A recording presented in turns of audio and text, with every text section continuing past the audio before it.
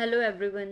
Students, हम लोग ninth chapter the conicoid पढ़ रहे हैं और उसकी कंटिन्यूएशन में आज एक्सरसाइज 9.4 पे हम पहुंच गए हैं। और 9.4 एक्सरसाइज में एक टर्म है एनवलपिंग कोन के बारे में, और उसके बाद हम जानेंगे उस एनवलपिंग कोन की इक्वेशन। सबसे पहले एनवलपिंग कोन क्या होता है? ऐसे पॉइंट, मान लीजिए ये आपके पास कोनिकॉइड है आपका, और एक पी पॉइंट, इस गिवन पॉइंट से टेंजेंट्स डाले गए हैं। ये एक सरफेस है, कोनिकॉइड है, सरफेस है आपके पास, 3D ऑब्जेक्ट है ये। इसके ऊपर एक पी पॉइंट से ऐसे टेंजेंट लाइन डाली गई, मान लीजिए पी क्यू आर पॉइंट पे टच कर रही है। इसी तरह से आपने कैसे इमेजिन करना है कि यहाँ पे इनफाइनाइट नंबर ऑफ लाइन जो पी से ओरिजिनेट हो रही हैं और इस कोनिकॉइड को टच करते हुए जा रही हैं। ठीक है, इस कोनिकॉइड को सराउंड कर लेंगी, लाइक ए एनवलप हो जाएगा वो। आपने इसको और किस तरह से इमेजिन कर सकते हैं कि मान लीजिए आपके पास, आपने, दिस इज योर से हेड, और आपने इसमें एक बर्थडे कैप पहनी हुई है, तो बर्थडे कैप एक एनवलपिंग कोन की तरह काम करेगी। ठीक है, अब हम देखना है कि इक्वेशन इस एनवलपिंग कोन की क्या होगी।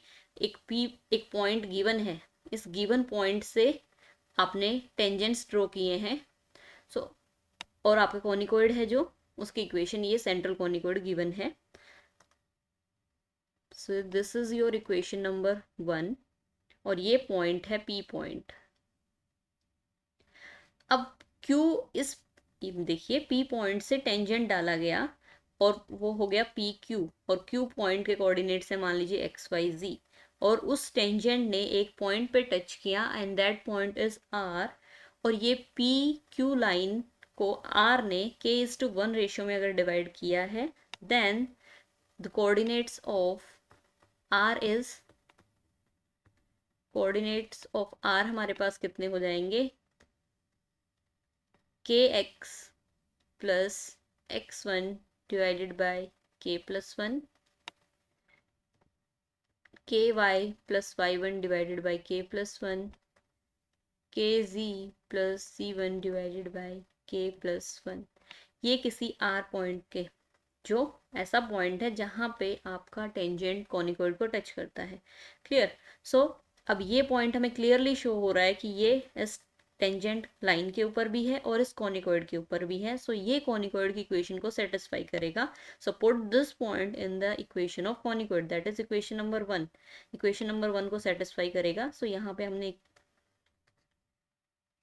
ये वैल्यूज पुट कर देनी है, plus b times ky plus y1 divided by k+1 whole square, c kz plus c1 divided by k+1 whole square is equals to 1। अब क्या करना है, इस इक्वेशन में ये जहाँ स्क्वायर आ रहा है वो स्क्वायर पूरा ओपन करके आइडेंटिटी की हेल्प से और इसे सिंप्लीफाई करना है। ये यहाँ पे सिंप्लीफाइड फॉर्म आ गई है इसकी। This is a quadratic equation in के।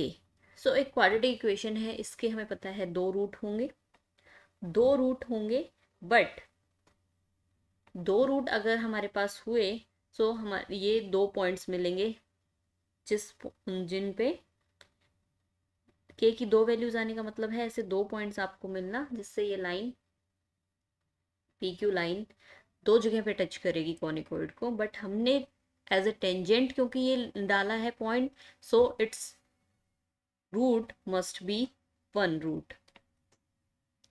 तो रिपीटेड रूट होने चाहिए और टेंजेंट के लिए, और रिपीटेड रूट किसी भी क्वाड्रेटिक इक्वेशन के तभी पॉसिबल हैं if the discriminant, if it's discriminant is 0। मान लीजिए this is capital A k² plus b k plus c is equals to 0। मैंने क्या किया है, मान लीजिए इसे मैंने a पुट कर दिया, 2 के साथ ये वैल्यू है, इसे मैंने b पुट कर दिया, और ये c हो गया, capital C is equals to 0। इस क्वाड्रेटिक इक्वेशन को मैंने इस फॉर्म में लिख दिया है। इसके रिपीटेड रूट कब पॉसिबल हैं? इफ, देखिए मान लीजिए इसके दो रूट हैं k1 या k2, तो किसी भी क्वाड्रेटिक इक्वेशन के रूट्स किस तरह से निकाले जाते हैं? -b plus minus under root b² -4ac divided by 2a। तो रिपीटेड रूट तभी पॉसिबल हैं जब ये टर्म यहाँ पे 0 हो जाए, तो दोनों रूट क्या हो जाएंगे, -b/2a minus b/2a। okay, so it is only possible if b square minus 4ac is equals to 0। so b square minus 4ac ये 0 होगा। यहाँ पे वैल्यू रख दीजिए, जैसे b की वैल्यू थी ट्वाइस ऑफ दिस। ठीक है, अगर मैं k को यहाँ मेंशन कर दूं, सो this is a capital B और ये हमारे पास है कैपिटल C। सो इसी तरह से इसका स्क्वायर करना है, तो स्क्वायर 2 का स्क्वायर हो गया 4ax(x1) plus by(y1) plus cz(z1) minus 1 whole square minus 4 times of ax square plus by square plus cz square minus 1 times c, that is ax1 square by1 square plus c1 square minus 1 is equals to 0। ठीक है, ये हमारे पास आ गई condition. सो इस condition को आप as it is, इस condition में 4 कॉमन आ सकता है, 4 कॉमन आ जाएगा, वो 0 नहीं हो सकता, तो ये रिमेनिंग जो आपके पास इक्वेशन बची दिस इज इक्वल्स टू 0। सो इसे आप और कैसे लिख सकते हैं, ये इक्वेशन आ गई आपके पास। So this is the required equation of enveloping cone। Clear? ये आपके पास required equation हो गई। अब प्रॉब्लम में जहां पे भी enveloping cone की इक्वेशन के बारे में निकालनी होगी, अगर P पॉइंट गिवन है, कॉनिकॉइड आपके पास गिवन है, सो ये आपके पास हो गई। अब देखिए, आपने 1.4 एक्सरसाइज में इसे नाम दिया था, मान लीजिए if this is your S, आप अगर इसे S नाम देते हैं, सो ये आपने नाम दिया था इसे T और इसे आपने नाम दिया था S1। सो ये हो गया T² is equals to S1। But मैं ये नहीं कहूँगी कि ऑलवेज दिस रिप्रेजेंट्स T और ये S रिप्रेजेंट करेगा और ये S1 रिप्रेजेंट करेगा, ऐसा मैं नहीं कहूँगी, क्योंकि अभी इससे जो नेक्स्ट टॉपिक है एनवेलपिंग सिलेंडर का, वहाँ पे TS/S1 ये वैल्यूज चेंज हो जाएंगी, ये इक्वेशंस जो हैं, ये टर्म्स जो हैं, ये चेंज हो जाएंगे। सो देखते हैं, अदरवाइज आप इस तरह से ध्यान रख सकते हैं। अभी तक तो 1.4 एक्सरसाइज में जिन्हें आप TS/S1 रिप्रेजेंट करते थे, लाइकवाइज ही ये है।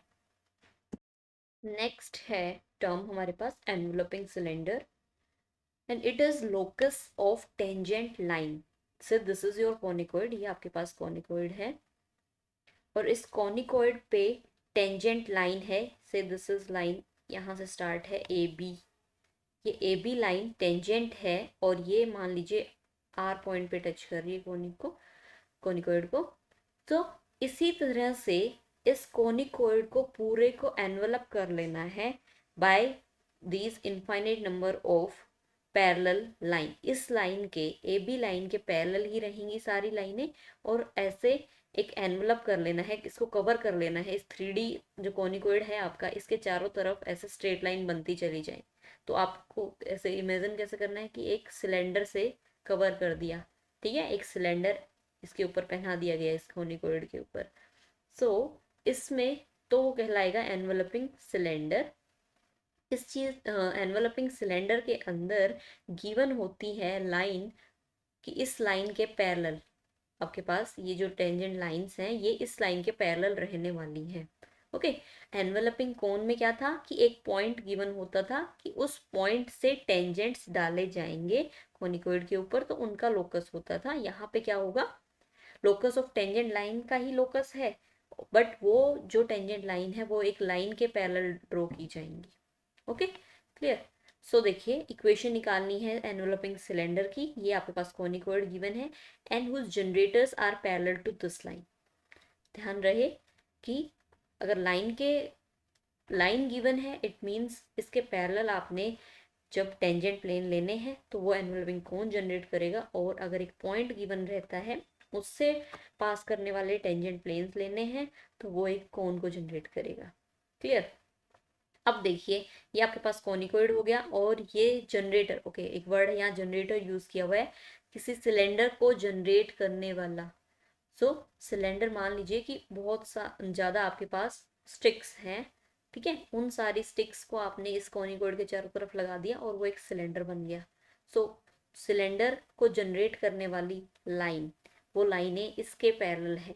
ठीक है, सो अब मान लीजिए एक कोई पॉइंट मान लिया पी पॉइंट, इस ए बी जो आपके पास ये लाइन है टेंजेंट की तरह जो काम कर रही है और इसके पैरेलल है, उसके ऊपर मैंने एक पॉइंट ले लिया। अब any line passing through this point P, so equation of line passing through point P, point P क्या है, x1 y1 z1 पॉइंट से पास करने वाली लाइन x माइनस x1 बाय, और ये डायरेक्शन कोसाइंस हमारे पास कहाँ से आने वाले हैं, वो हमें मिलेंगे इस लाइन से जो गिवन है, बिकॉज हमें पता है कि यहाँ इसको जो एनवलप करने वाला है कोनिकोइड को लाइन, वो इसके पैरेलल है। सो वहाँ से हम इसके डायरेक्शन कोसाइन तो सेम रहेंगे। ओके, x माइनस x1 बाई एल, y माइनस y1 बाई एम, z माइनस z1 by N. Okay, if say देखिए हमें पता है ये एक लाइन की इक्वेशन आ गई ए बी लाइन की, और इस पे say this is equals to some R for different value of R, ये आपके पास कोई भी पॉइंट हो जाएगा एक्स वाई जी जो इस लाइन के ऊपर वेरी करेगा for different values of R. X की वैल्यू हो गई x1 plus L R, Y is y1 plus M R, and Z is z1 plus N are.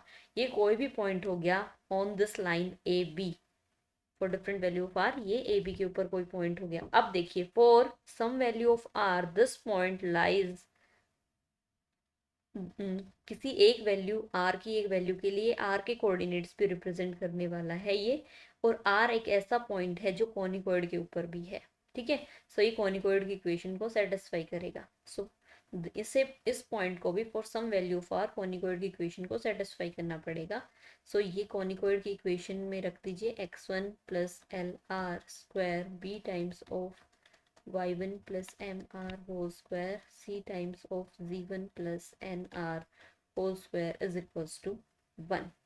इस इक्वेशन को अब सिंप्लीफाई करना है आपने, स्क्वायर यहाँ पे सारे ओपन कर दीजिए और सिंप्लीफाइड फॉर्म इक्वेशन, इस इक्वेशन की सिंप्लीफाइड फॉर्म हमारे पास आ जाएगी। ये सिंप्लीफाइड फॉर्म हमारे पास आ गई। ये क्वाड्रेटिक इक्वेशन है इन आर।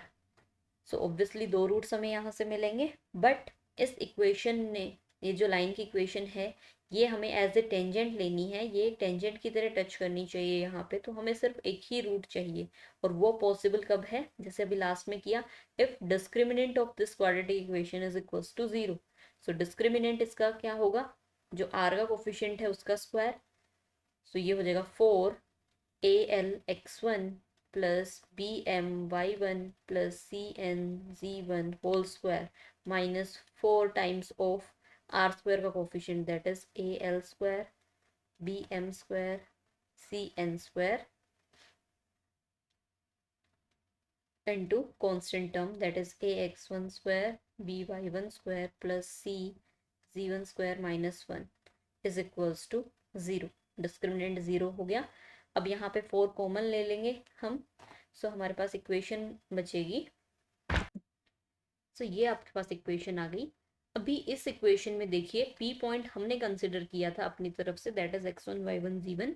सो उसका लोकस अब हमने निकालना है, locus of point P x1 y1 z1 is, ये हमारे पास इक्वेशन आ गई।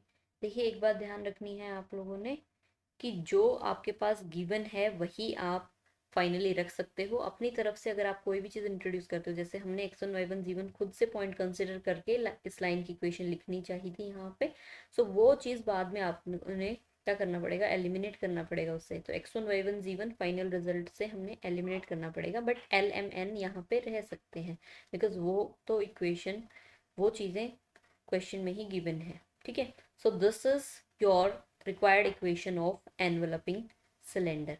एनवलपिंग सिलेंडर की इक्वेशन आ गई ये यहाँ पे हमारे पास। अब देखिए इसमें आप अगर इसको आप टी कंसिडर करते हैं, दिस होल, सो ये टी स्क्वायर हो गया, दिस इज योर एस, और ये आपका हो गया S1 और S so S1 is equals to T square, ये आपके पास इक्वेशन आ गई है। बट एक चीज़ ध्यान रखनी है, जैसे 1.4 एक्सरसाइज में भी हम करते हैं, अगर दिस इज योर S तो S1 उसमें होता है सॉरी, यहाँ पे x को x1 y1 z1 से रिप्लेस किया होता है वो S, बट यहाँ ध्यान देना है कि S1 हम इससे रिप्रेजेंट कर रहे हैं S1 को, और T हमारा इस टाइम पे ये है। क्लियर। नेक्स्ट देखिए हमारे पास प्रॉब्लम है, section of enveloping cone of the ellipsoid whose vertex is P by the plane z equals to 0 is a rectangular hyperbola। So P point का लोकस निकालना है आपने। देखिए इस क्वेश्चन के अंदर हम एनवलपिंग कोन हमने देखा कि किस तरह से निकाल सकते हैं, अगर आपके पास कोनिकोइड गिवन है और P पॉइंट गिवन है तो ठीक है। अब उस एनवलपिंग कोन का सेक्शन कर दिया गया है, मान लीजिए ये आपके पास कोन है, ठीक है, ओके, ये आपके पास कोन है, एनवेलपिंग कोन बना, मान लीजिए इस कोनिकोइड के लिए ये एलिप्सॉइड है, उस कोनिकोइड का, उस एनवेलपिंग कोन का सेक्शन कर दिया गया है, और वो सेक्शन कर दिया गया है बाय अ रेक्टेंगुलर, वो इस प्लेन से, sorry z equals to 0 plane से सेक्शन कर दिया गया है, मतलब लाइक काट दिया गया है उस एनवेलपिंग कोन को। तो आपके पास जो सेक्शन करने के बाद जो बचेगा वो रेक्टेंगुलर हाइपरबोला आएगा, ये कंडीशन गिवन है, तो आपने उस पी पॉइंट का लोकस बताना है। क्लियर, ये है क्वेश्चन। तो ये आपके पास कॉनिकोइड गिवन है, सही, इक्वेशन नंबर 1। और जिस पी पॉइंट के बारे में बात की है whose vertex is P, so let P को पॉइंट कंसिडर कर लिया, x1 y1 z1, ये एनवेलपिंग कोन का वर्टेक्स हो गया। देन इक्वेशन ऑफ एनवेलपिंग कोन हो जाएगी हमारे पास S1 is equals to t square, if say this is your S then S1 is equals to t square, ये आपके पास S हो गया x square by A square plus Y square by B square plus Z square by C square minus 1, S1 x1 by A square plus y1 by B square plus z1 by C square minus 1 is equals to T square. Okay sorry, this is T, ये आपके पास हो गया, ठीक है। सो अभी हमने क्या करना है, ये एनवेलपिंग कोन सेक्शन किया जाता है z इक्वल्स टू 0 प्लेन से, ठीक है। So this is equation number 2। Now equation 2 is section by plane z equals to 0। So z equals to 0 जब हम यहाँ पे रखेंगे, so x square by A square, remaining equation y square by B square minus 1, ये 0 हो गई term यहाँ पे। दिस S1 टर्म ये एग्जैक्टली सेम रहेगी, बिकॉज यहाँ पे कहीं पे भी z है ही नहीं। y1 square by B square z1 square by C square minus 1 is equals to z x1 by A square plus y1 by B square minus 1 whole square, ये आपके पास इक्वेशन आ गई है, ठीक है। अभी देखिए हमने इसके बाद कंडीशन क्या दी हुई है कि इस प्लेन से सेक्शन होने के बाद ये एक रेक्टेंगुलर हाइपरबोला दिखना चाहिए, और जैसे फर्स्ट चैप्टर में हमने फर्स्ट एक्सरसाइज में ही देखा था, रेक्टेंगुलर हाइपरबोला के लिए कंडीशन क्या होती है कि coefficient of x square plus coefficient of Y square 0 होना चाहिए। देखिए आपको ध्यान होगा, अगर हम जनरल कॉनिक की बात करते हैं, 2hxy plus B Y square plus 2gx plus 2fy plus C is equals to 0, अगर ये आप कॉनिक लेते हैं तो इसमें कंडीशन वहां पे आई थी a plus b is equals to 0 rectangular hyperbola के लिए, a प्लस बी मतलब coefficient of x square plus coefficient of Y square. So इसी तरह से आपने क्या करना है, इस इक्वेशन को सिंप्लीफाई करना है, एक्स स्क्वायर की टर्म्स को कलेक्ट करना है, वाई स्क्वायर की टर्म्स को कलेक्ट करना है। सो देखिए पूरी इक्वेशन को सिंप्लीफाई ना करके अगर आपने सिर्फ लिखना हो कि कोफिशिएंट ऑफ एक्स स्क्वायर कितने रहेंगे और कोफिशिएंट ऑफ वाई स्क्वायर कितने रहेंगे और उनका सम इक्वल्स टू 0। सो आप देखिए एक्स स्क्वायर के कोफिशिएंट क्या रहेगा, एक्स लेफ्ट हैंड साइड में अगर देखें इस इक्वेशन के, से दिस इज इक्वेशन नंबर 3। सो इस इक्वेशन में एक्स स्क्वायर की टर्म्स कौन सी रहेंगी, जब ये 1 बाई ए स्क्वायर पूरे इस ब्रैकेट के साथ मल्टीप्लाई होगा, तभी सिर्फ एक्स स्क्वायर की कोफिशिएंट टर्म मिल सकती है हमने। सो वो क्या हो गया 1/a², और ये है मान लीजिए हमारे पास S1। सो 1/a² जब मल्टीप्लाई होगा पूरे S1 के साथ तो ये कोफिशिएंट ऑफ एक्स स्क्वायर होगा। ठीक है, इसी तरह से यहाँ से अगर आपने एक्स स्क्वायर का कोफिशिएंट निकालना हो, सो ये जब आप स्क्वायर खोलोगे तो इस स्क्वायर में जब फर्स्ट टर्म का स्क्वायर, इन टर्म्स में जब फर्स्ट टर्म का स्क्वायर होगा तो क्या लिखा जाएगा, जब ये स्क्वायर अगर आप खोलते हो रफ में मैं आपको बताने की कोशिश करूँ, सो x² x1² /a⁴ प्लस, इसे आपने ऐसे सोचना है कि capital A plus B plus C whole square, so a² plus b² plus c², so x square की टर्म जो आएगी वो आएगी x1² /a⁴। ठीक है, तो राइट हैंड साइड से एक्स स्क्वायर का कोफिशिएंट आया x1² /a⁴, बट क्योंकि वो लेफ्ट हैंड साइड में अगर हम लिखेंगे इस इक्वेशन के लिए, so minus of x1² /a⁴, ये तो कोफिशिएंट ऑफ एक्स स्क्वायर बन गया। ओके, वन मोर थिंग, अगर आप किसी बच्चे को ये समझ में नहीं आ रहा कि क्या लिखा गया है तो आपने क्या करना है, इन ब्रैकेट्स को यहाँ पे मल्टीप्लाई करना है। ठीक है, इस ब्रैकेट को इसके साथ और यहाँ पे स्क्वायर खोलना है। और एक चीज ध्यान रखें, इस h1 ब्रैकेट को एज इट इज रखें। क्या करना है, x² /a² को पूरे इस ब्रैकेट के साथ मल्टीप्लाई किया, प्लस y² और b² को पूरे ब्रैकेट के साथ मल्टीप्लाई किया, -1 को पूरे ब्रैकेट के साथ मल्टीप्लाई किया, और सिंप्लीफाई नहीं करना है। और राइट हैंड साइड में इन तीन टर्म्स का होल स्क्वायर दिया है तो वो आइडेंटिटी यूज करके ये स्क्वायर ओपन करना है आपने। फिर क्या करेंगे, इन सारी टर्म्स को जो राइट हैंड साइड में उन्हें लेफ्ट में लेके आ जाएंगे और एक्स स्क्वायर की टर्म्स को कलेक्ट कर लेंगे। करेक्ट, यही मैं कर रही हूँ यहाँ पे। इसी तरह वाई स्क्वायर की जो टर्म्स आएंगी वो आएंगी 1/b² S1 - y1² /b⁴ is equals to 0। अब S1 की यहाँ पे वैल्यू रखनी है। S1 की यहाँ जब वैल्यू आप रखोगे तो आप सिंप्लीफाई करने के बाद आपको मिलेगा x1² /a², ये तो कैंसिल हो जाएगा यहाँ पे, सॉरी। सो y1² /b² plus z1² /c² -1, यहाँ पे इतना बचेगा और यहाँ से 1/b² कॉमन आ जाएगा, और y1² /b⁴, या b² कॉमन ले लिया तो y1² /b², ये आपके पास टर्म कैंसिल हो जाएगी, बचेगी x1² /a² z1² /c² -1 is equals to 0। ठीक है, फिर फर्दर क्या करना है, इसे और सिंप्लीफाई कर देना है, यहाँ पे एलसीएम लेके टर्म्स को सिंप्लीफाई कर लेना है। सिंप्लीफाई करने के बाद ये हमारे पास इक्वेशन आ गई। And now locus of this P point x1 y1 z1 is x² + y² divided by a² + b² + z² c² -1 is equals to 0। तो ये रिक्वायर्ड लोकस हो गया आपका। नेक्स्ट देखिए example number 2। Prove that enveloping cylinder of the ellipsoid, this, ये ellipsoid given है, वो generators are parallel to the line. Enveloping cylinder के बारे में बात करनी है, वो जो जनरेटर होते हैं वो किस लाइन के पैरेलल गिवन होता है, तो इस क्वेश्चन में ये लाइन गिवन है कि इसके पैरेलल रहेंगे जनरेटर्स। ओके, और कंडीशन के साथ में क्या दी है कि वो किसी प्लेन z = 0 को प्लेन को मीट करते हैं तो आपके पास सर्कल मिलता है, या जैसे लास्ट में हुआ था कि सेक्शन किया जाता है तो आपके पास सर्कल मिलते हैं। ठीक है, सो यहाँ पे प्लेन वही सेम दिया हुआ है बट अब की बार आपके पास सर्कल मिलना चाहिए, ये कंडीशन है। सो आपके पास एलिप्सॉइड गिवन है, so this is your given conicoid or these are the lines। so equation of enveloping cylinder कैसे क्या होती है, equation of enveloping cylinder is S1 is equals to t²। so यहाँ पे s, if this is say your s, starting में question में आपने लिख देना कि let s is equals to this, so x² /a² plus y² /b² z² -1, this is your s।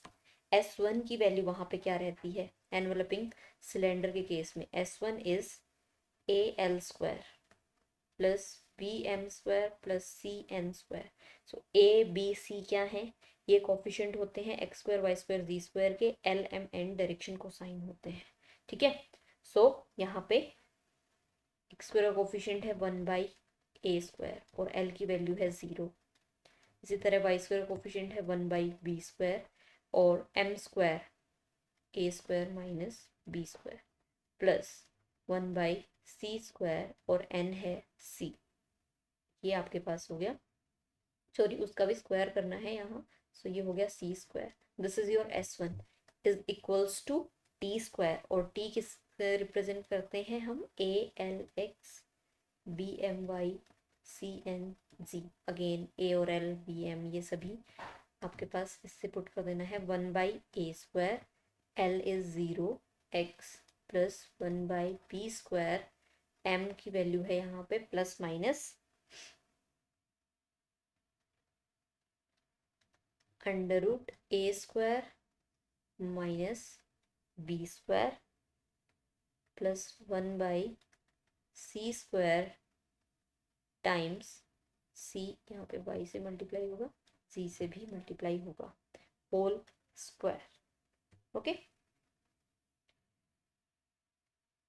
सो अब इन equations को सिंप्लीफाई कर लेना है। ये जो टर्म 0 बन गई है यहाँ से हटा देनी है, तो आपके पास सिंप्लीफाइड फॉर्म में आएगा दिस इक्वेशन। नाउ ये आपके पास एनवेलपिंग कोन की इक्वेशन आ गई, बट इट मीट्स या it cut the plane, the plane z equals to 0 cuts this enveloping cylinder, so z equals to 0 इसे कट करता है और इन्हें सर्कल कट करता है। so z equals to 0 रखने के बाद यहाँ पे इक्वेशन रिड्यूस हो जाएगी आपकी। देखिए इसे सिंप्लीफाई करना है और फर्दर सिंप्लीफाई करेंगे आप जब ब्रैकेट्स को यहाँ पे, सो ये हमारे पास इक्वेशन आ जाएगी लास्ट में x² + y² is equals to a²। सो ये एक सर्कल होगा, ये हमने यहाँ पे शो करना था, तो ये हमारे पास इक्वेशन आ गई as an equation of circle. Next problem है the section of enveloping cone of the ellipsoid. इस इलिप्सॉइड का जो एनवेलपिंग कोन बनेगा उसका सेक्शन किया गया है by this plane z equals to 0 और इज अ पैराबोला, और सेक्शन के बाद वो पैराबोला वहां पे मिल रहा है, तो लोकस ऑफ p पॉइंट बताना है आपने। सो देखिए ये क्वेश्चन बिल्कुल सेम है, अभी हमने लास्ट किया था इस इलिप्सॉइड के एनवेलपिंग कोन का सेक्शन इस प्लेन ने किया था z इक्वल्स टू 0 ने। सो वहां पे एक रेक्टेंगुलर हाइपरबोला की कंडीशन गिवन थी, तो तब उस टाइम पे लोकस ऑफ p बताना था। बट अब मैं सिर्फ ये बताना चाह रही हूँ कि अगर कंडीशन पैराबोला की गिवन हो तो क्या होगा। अब आपके पास z इक्वल्स टू 0 प्लेन से कट होने के बाद एनवेलपिंग जो कोन है उसकी इक्वेशन ये बच गई है, ठीक है, x² y² xy की टर्म और कांस्टेंट टर्म। तो देखिए इसमें xy ही सिर्फ दो वेरिएबल हैं, तो ये एक कोनिकोइड ना होके कोनिक की इक्वेशन यहाँ पे आ जाती है। ओके, अब कोनिक की स्टैंडर्ड इक्वेशन ये होती है, सो इसमें हमें पता है कि पैराबोला की इक्वेशन कब आती है, if h² minus ab is equals to 0। अगर ये कंडीशन सेटिस्फाई होती है तब हमें पैराबोला की इक्वेशन मिलती है। क्लियर, सो यही पॉइंट हमने यहाँ पे लगाना है, h² मतलब xy के जो कोफिशिएंट है उसको 2 से डिवाइड करके हमें मिलता है this. So this thing that is minus x1 y1 by a² b², this whole square minus ab, a means x² का coefficient that is 1/a² y1² by b² z1² by c² minus 1। इसी तरह से y² का coefficient, तो ये b² में यहीं पे लिख लेती हूँ, this z1² by c² plus x1² by a² minus 1 is equals to 0।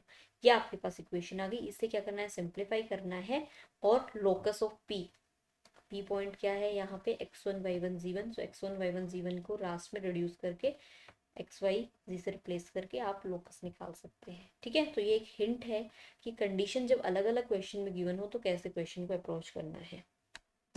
Next question number 3 में भी मैं एक हिंट देना चाहूंगी, बिकॉज ये हम प्रॉब्लम कर चुके हैं कि luminous, find the locus of the luminous point of the ellipsoid.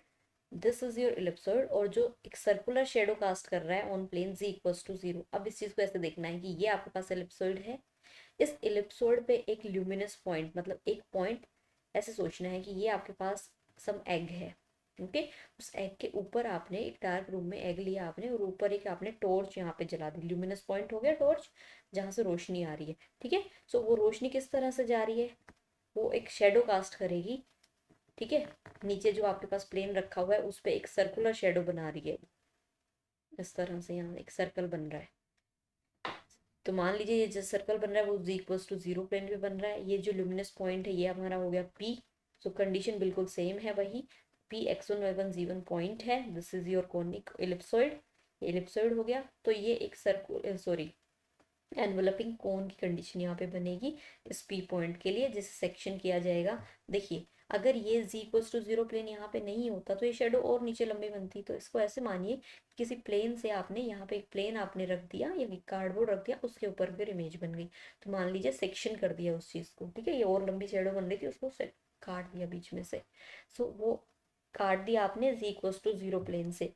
और वो कंडीशन और क्या गिवन है, सर्कुलर शेडो, सर्कल बनना चाहिए। सर्कल कब बनता है, जब सर्कल की इक्वेशन क्या होती है, जैसे अभी लास्ट क्वेश्चन किया उसके अंदर हमने पैराबोला की कंडीशन देखी थी, ठीक है। सो अब जो आपका कोनिक बच जाएगा जब z इक्वल्स टू 0 आप उसमें पुट कर देंगे, उसके बाद आपके पास जो सर्कुलर शेडो का मतलब है, कोई चीज सर्कल की इक्वेशन क्या होती है, कोफिशिएंट ऑफ एक्स स्क्वायर और कोफिशिएंट ऑफ वाई स्क्वायर, ये तो होते हैं इक्वल, फर्स्ट कंडीशन किसी सर्कल की इक्वेशन में। और second, no term of X Y की कोई भी टर्म नहीं होती। सो आपके पास जो इक्वेशन आएगी उसके अंदर एक्स वाई की टर्म्स, देखिए इक्वेशन इसी तरह से आने वाली है आपके पास जैसे ये आई थी, इज इक्वल्स टू 0 रखने के बाद ये इक्वेशन आई। तो जब अब ये कंडीशन हमने कब लगाई थी, जब हमारे पास पैराबोला की बात आई थी। अब हमारे पास यहाँ पे दिया हुआ है इस क्वेश्चन में सर्कल के बारे में। सो यहाँ एक्स स्क्वायर की जो कोफिशिएंट है ये वाई स्क्वायर कोफिशिएंट के इक्वल होना चाहिए, और एक्स वाई की टर्म को इक्वल टू 0 रखना है आपने, क्लियर, इस तरह से काम करना है। तो उसके बाद में जो इक्वेशन बनेगी, ये कंडीशन सेटिस्फाई करवा के जो इक्वेशन बनेगी उसमें लोकस निकालना है पी पॉइंट का, क्लियर। नेक्स्ट देखिए क्वेश्चन नंबर 5 है, show that the enveloping cylinders of the ellipsoid with generators perpendicular to z axis meet the plane z equals to 0 in parabola. देखिए एनवलपिंग सिलेंडर निकालना है सबसे पहली बात, तो उसके लिए आपके पास जो जनरेटर है या किसी लाइन के पैरेलल रहेंगे वो लाइन दी होनी चाहिए। तो वो लाइन पूरी तरह से ना देके सिर्फ इतना बताया कि वो जनरेटर, वो लाइन है वो परपेंडिकुलर टू z एक्सिस रहने वाली है, क्लियर। और उसके बाद जो एनवलपिंग कोन आएगा वो z इक्वल्स टू 0 प्लेन को कट करता है, और वो लास्ट में आपको कट करने के बाद वो पैराबोला मिलेगा, ये आपने शो करना है, क्लियर। तो ये इलिप्सॉइड हो गया आपके पास। और generators parallel to Z axis के पैरेलल अगर रहेगा तो उस केस में देखिए ये डायरेक्शन कोसाइंस है एल एम एन, इनकी वैल्यू होती है cos of alpha is equals to L. Alpha क्या होता है, एंगल, कि आपकी लाइन एक्स एक्सिस का कितना एंगल बना रही है, ठीक है। सो तब आपके पास एल एम एन आते हैं। अब कोस के जी एक्सिस के साथ 90 डिग्री का एंगल बन रहा है बिकॉज लाइन परपेंडिकुलर है। सो ये आपके पास एन की वैल्यू कोस 90 की वजह से 0, तो एल एम ये कोई वैल्यू रहेंगी बट ये 0 रहेगा, ये हमने इस चीज़ से गिवन कंडीशन से क्लियर कर लिया है, ओके। तो इक्वेशन ऑफ एनवलपिंग सिलेंडर, ये मैंने एनवलपिंग सिलेंडर की equation this times A L square plus B M square plus C N square, क्योंकि एन की वैल्यू 0 है तो वो टर्म यहाँ नहीं है, equals to A L X plus B M Y plus C N Z, वो भी एन की वैल्यू 0 होने की वजह से ये हो गया। अब ये enveloping cylinder z equals to 0 plane को मीट करता है तो ये टर्म यहाँ पे 0 बन जाएगी, बाकी एज इट इज। अब क्या करना है, इन्हें आपने एक्स स्क्वायर वाई स्क्वायर और सारी टर्म्स को कलेक्ट कर लेना है। ये सब ब्रैकेट ओपन करके एक्स स्क्वायर वाई स्क्वायर की टर्म्स आपने कलेक्ट कर ली। नाउ इस इक्वेशन को पैराबोला की इक्वेशन होना चाहिए, ये आपने सिर्फ चेक करना है। अब ये क्या, ये पैराबोला की इक्वेशन है वो हम देखिए, अगर आपके पास a x square plus 2h(xy) plus B Y square plus 2gx plus 2fy plus c is equals to 0, if we compare, क्या करना है, compare equation number 3 with this equation, standard equation of conic से आपने जब आप compare करेंगे, so H square minus ए b अगर 0 आ रहा है तो पैराबोलिक इक्वेशन है। सो इसके अंदर आपने सारे कोफिशिएंट्स को कंपेयर कर लेना है और एच स्क्वायर माइनस ए बी की वैल्यू निकालनी है। या फिर आप अगर यहाँ भी ए बी सब यूज हो रहा है तो इन कोफिशिएंट्स को आप कैपिटल भी ले सकते हो ताकि कोई कंफ्यूजन ना हो। 2gx 2fy plus c is equals to 0, so ये कंडीशन क्या हो जाएगी, H square minus A B is equals to 0। So यहाँ पे आपने देखना है कि एच क्या है, दिस इज योर एच, ये आपका है capital A, this is your capital B. So H square minus A B की वैल्यू आपने देखनी है, चेक करनी है क्या वो 0 आ रही है, यस वो 0 आ रही है। It means it represents the parabola. ये आपने शो करना था यहाँ पे, क्लियर।